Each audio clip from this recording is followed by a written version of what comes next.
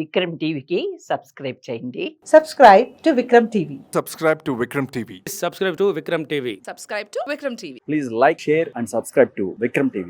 మరి ఇప్పుడు కాంగ్రెస్ ప్రభుత్వం ఎలా ఉంది సార్? అంటే వచ్చే సంవత్సరంన్నర అవుతుంది. నిన్న చూపించారు కదా కొడంగల్లోనే. అంటే అధికారులనే రాళ్లతో కొట్టి తరుముతున్నారు, కలెక్టర్ని ఎంఆర్ రాళ్లతోని. అంటే ప్రజలలో ఎంత ఆవేదన ఉంది, ఎంత ఆవేశం ఉంది ప్రభుత్వం మీద.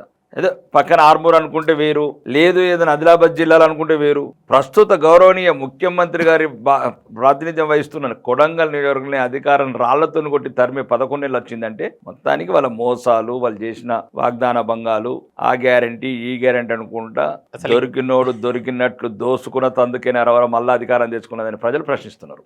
కానీ వికారాబాద్లో కూడా నేను అదే ఇన్సిడెంట్ జరిగింది, రైతులు రివర్స్ అవ్వడం జరిగింది.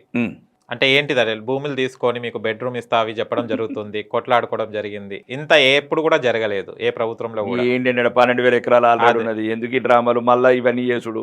ఎవడు అల్లుడు గురించి, కొడుకుల గురించి, అవసరమైన పేద ప్రజలు, అమాయక రైతుల భూములు, వాడు మొత్తం 3 తరాల నుంచి ఒక 3 ఎకరాల నుంచి ఉంటే వీడు ఫార్మా కంపెనీ అని చెప్తున్నాడు. బుద్ధి తక్కువడు. 3 తరాల 3 ఎకరాల భూమి అండి వాళ్ళకు. వాళ్ళ భూమితో అనుబంధం పెనవేసుకుపోయింది.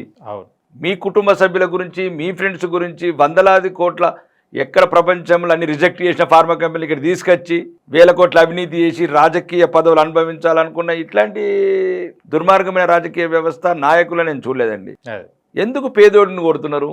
అరే ఉన్నది కదా రాబాయ్, మీకు మొత్తం 100 ఎకరాలు 1000 ఎకరాలు మీ చుట్టాలకు, మీ బంధువులకు మీ ఇచ్చుకోండి. వాడు ఉన్నదే 2 ఎకరాలండి, 3 ఎకరాలు, 3 తరాల నిరంతర పోరాటం, నిరంతర శ్రమ. అది వాడి బాధ కళ్ళల్లో, వాడి గొంతులో కనబడితే గుర్తుపట్టలేని ఈ సిగ్గులేని ప్రభుత్వానికి, మంత్రులకు, ముఖ్యమంత్రికి బరాబర్ చూపించారు. కొడంగల్ బిడ్డలకు శైల్యుడి చేస్తున్నాను. మీరు అట్లనే పోరాడండి.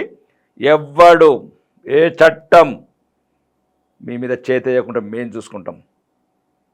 బిడ్డ ఎవడన్నో రిజెక్ట్ చేసిన ఫార్మా కంపెనీలు తెచ్చి మా రైతు బిడ్డలని, పేద బిడ్డలని, లంబాడి బిడ్డలని ఈరోజు మీరు ఏ రకంగా చెరబట్టాలనుకుంటున్న భూములు ఒప్పుకునేది లేదు. మీకు దమ్ముంటే ఇంతకుముందు అన్ని రకాలుగా 12,000 ఎకరాలు తీసుకొని పెట్టుకున్నారు ఫార్మా సిటీ అని, దాంట్లో పెట్టండి. ఇక దాంట్లో ఏం దొరకాయనే, ఉన్నాయని కొట్టేసినారనే, ఉన్నాయని కొట్టేసారు కదా టీఆర్ఎస్ వాడు. పంచుకోండి, ఎట్లన్నా తోడు దొంగలు, చీకటి దొంగలే కదా మీరు. వాళ్ళు పంచుకోండి. ఆ ఫార్మా సిటీలు ఎవడెవడెంత కొట్టేసిండో వాళ్ళ మాటలు తీసుకోండి.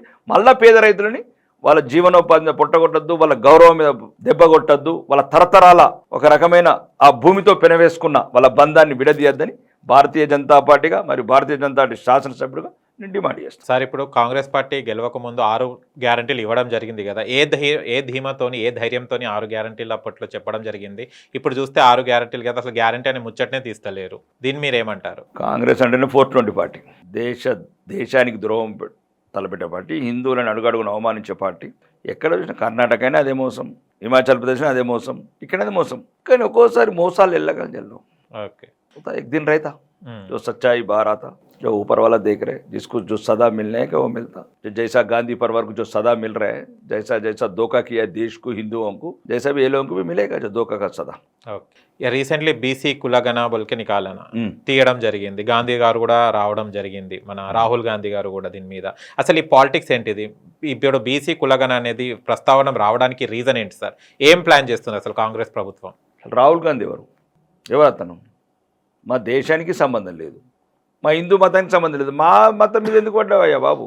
మా మతం మీద ఎందుకు పడ్డావు? అసలు ఎవరు నువ్వు? అసలు నువ్వు మా హిందూ మతం కాదు, మా దేశ పొడవు కూడా కాదు. మళ్ళీ రాహుల్ గాంధీ ఎవరు ఆయనే చెప్పాలా? మీకు తెలిసినంత వరకు ఆయన విదేశీయుడు సగం. వాళ్ళమ్మ ఇటలీ, ఓకే, అలా నాన్ననేమో పార్సీ, వాళ్ళమ్మనేమో క్రైస్తవురాలు, విదేశీయురాలు. మా మతం గానోడు, మా ధర్మం గానోడు, మా దేశం గానోడు. ఈరోజు మా దేశంలో ఉన్న ఒక మెజారిటీ మతమైన హిందువుల మధ్యన కుట్రలు పెట్టి ఏమైంది? 65 ఏళ్ళు మరి కులగణన ఎందుకు చేయలేదు? అది అప్పుడు లేదు, ఇప్పుడు. మీ ముత్తాత పోయింది, మీ నానమ్మ పోయింది, మీ నాన్న పోయిండు, మీ అమ్మ, నువ్వే కదా వేలింది 65 ఏళ్ళు. మరి అప్పుడు కులగణన ఎందుకు లేదు? అంటే భారతీయులు, హిందువులు ముఖ్యంగా అందరు ఒక రకంగా ఈ దేశానికి కాంగ్రెస్ వల్ల జరిగిన ఏదైతే అన్యాయం ఉంది అంతా వాళ్ళు తెలుసుకొని ఏకమవుతున్నారు. కాబట్టి మళ్ళీ ఏ రకంగా కుట్రలు విడగొట్టాలా, మళ్ళీ ఈ యొక్క మెజారిటీ మతమై ఒక మైనారిటీలన్నీ ఎట్లా రెచ్చగొట్టాలా? ఈ దేశంలో ముస్లిమ్స్ మా వాళ్ళని రెచ్చగొట్టి పరాయి ముస్లిం చేస్తున్నారు. ఎందుకంటే ముస్లిమ్స్ రాను కూడా వాళ్ళ మాట లేని మొత్తానికి ఇంకా దేశాన్ని ఒక రకంగా విద్వేషపూరిత ప్రసంగాలతోని, వాళ్ళ ప్రవర్తనతోని వాళ్ళు కూడా ఆ రకంగానే తయారవుతున్నారు. ఎందుకంటే ఇక్కడున్న భారతదేశంలో ముస్లింలు కూడా గమనించాల్సింది ఏంటంటే మీరు మా వాళ్ళు, మీరు మొఘలాయులకు సంతానం కాదు, మీరు అరబ్బీ వాళ్ళ సంతానం కాదు. మీరు ఒక 600-700 సంవత్సరాల క్రితం అప్పుడున్న పరిస్థితుల దృష్ట్యా బలవంతం చేతనో భయం చేతనో బతకటానికి మతం మారిన వాళ్ళు మీరు మా వాళ్ళే. అది మీరు గమనించాలి. ఇప్పుడు మా వాళ్ళు కూడా గమనించాలి. ముస్లిమ్స్ కూడా ఎవరు కాదు, వీళ్ళు మన వాళ్ళే. ఆ రోజు జరిగిన పరిణామాల దృష్ట్యా మతం మారిండ్రని. కానీ కాంగ్రెస్ ఏం చేస్తున్నది, అప్పుడు నెహ్రూ నుంచి పడితే ఇప్పటి వరకు రాహుల్ ఖాన్ వరకు కూడా ఈ దేశాన్ని మళ్ళొకసారి ముత్తాత ఒకసారి చేసిన టొకుడులు ఇప్పుడు మునిమన్మడ కూడా చేయాలనుకుంటున్నాడు ఈ దేశాన్ని. దాంట్లో భాగమే బీసీ కులగణన, కులాల మధ్యన చిచ్చు పెట్టి ఈ రకంగా ఏదో ఒక రంగా హిందువులల్లా అనైక్యత తీసుకొచ్చి ముస్లింలను రెచ్చగొట్టి ఈ కాంగ్రెస్ అధికారం రావాల వచ్చి మళ్ళీ దేశ విభజన చేయాలన్న కుట్రలో భాగమే ఈ కులగణన. ఓకే, అంటే కాంగ్రెస్ పార్టీ అంటేనే ఇప్పుడు చాలా మంది ప్రజలు డైవర్షన్ పార్టీ అని అంటున్నారు. దీనికి మీరేమంటారు? ఇక ప్రజలు అన్నది అంత మంచి నిర్ణయం మంచిదంటే వాళ్ళకి ఎందుకు తెలియదు? ఇప్పుడు ఇది అవసరమా? ఏం వాగ్దానాలు చేసినా వాగ్దానాలు చేయి.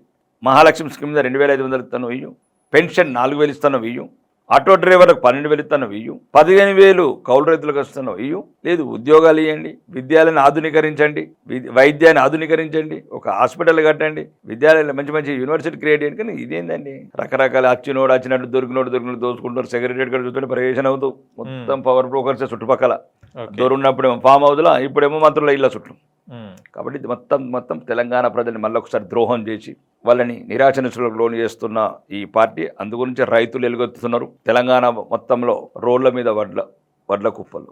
అంటే ఆ సన్నాలకు కూడా 500 ఎక్కడ ఇవ్వాల్సి వస్తుందని ఆ రైతులను నిరాశకు లోన్ చేసి వాడు డైరెక్ట్ ప్రైవేట్ వాళ్ళకి అమ్ముకుంటున్నాడు. ప్రైవేట్ వాళ్ళకి అమ్ముకుంటే 500 రాదు. అవును, అంటే అడుగడుగున మోసమే. ఇది 420 ప్రభుత్వం. ఇది ఎటువంటి పరిస్థితులు కూడా ఈ నాయకులను ప్రజలు తొందరగా తెలుసుకొని దీన్ని ఇంటి దారి పట్టిస్తారు. త్వరలోనే కూడా మధ్యంతర ఎలక్షన్స్ వచ్చినా దిక్కులేదు.